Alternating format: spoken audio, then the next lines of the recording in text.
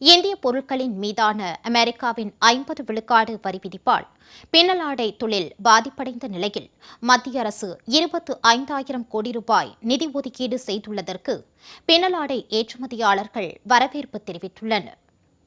திருப்பூரில் உற்பத்தியாகும் பின்னலாடைகள் அமெரிக்காவிற்கு ஏற்றுமதி செய்யப்பட்ட நிலையில் இந்திய பொருட்களுக்கு 50 விழுக்காடு வரியை அதிபர் டிரம்ப் விதித்தார். இந்த வரி விதிப்பால் பின்னலாடை தொழில் கடும் பாதிப்பை சந்தித்தது. இந்த நடவடிக்கை காரணமாக பாதிக்கப்பட்டுள்ள ஏற்றுமதியாளர்களுக்கு மத்திய அரசு மானியம் வழங்கி உடனடியாக உதவ வேண்டும் என பின்னலாடை ஏற்றுமதியாளர்கள் மத்திய அரசுக்கு கோரிக்கை விடுத்திருந்தனர். இதனை அடுத்து ஏற்றுமதியாளர் ஊக்குவிப்பு திட்டத்தில் மத்திய அரசு 25,000 கோடி ரூபாய் நிதி ஒதுக்கீடு செய்துள்ளதை ஏற்றுமதியாளர்கள் வரவேற்றுள்ளனர்.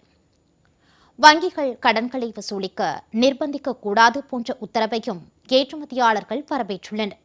50 விழுக்காடு இறக்குமதி வரி பிரச்சினைக்கு தீர்வு எட்டப்படுமா என தெரியவில்லை என்றும் அதற்கான தீர்விற்காக காத்திருப்பதாகவும் திருப்பூர் ஏற்றுமதி உற்பத்தியாளர்கள் சங்க செயலாளர் செந்தில்வேல் தெரிவித்துள்ளார். மத்திய அரசாங்கம் ஒரு 20,000 கோடி பேக்கேஜ் அனௌன்ஸ் பண்ணியிருக்காங்க. இது என்னன்னா ஒட்டுமொத்த ஏற்றுமதி இருக்குங்க.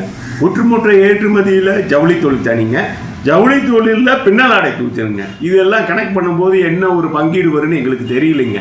ரெண்டாவது, பின்னலாடை எங்களோட இதுவரைக்கும் உள்ள கணக்குப்படி பார்த்தீங்கன்னாவே ஒரு 3,000 to 5,000 கோடி ரூபா சரக்குகள் தேங்கப்பட்டிருக்குதுங்க.